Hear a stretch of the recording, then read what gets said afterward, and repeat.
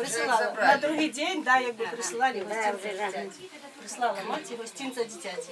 Присилала мати гостинця дитяті, до меточок шови, во золотая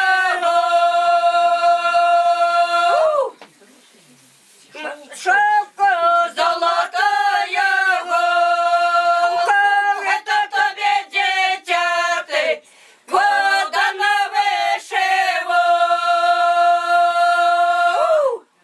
Дитятко, да на вишиву, моє маті мого, чи нема колі вишиву. Маті нема колі вишиву, чи то вовці молоду, чи свиніями даво.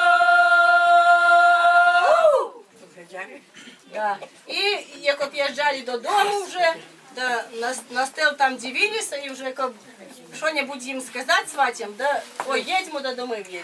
Нам це не вечера. Ох, это нам Даня вечера, що на столі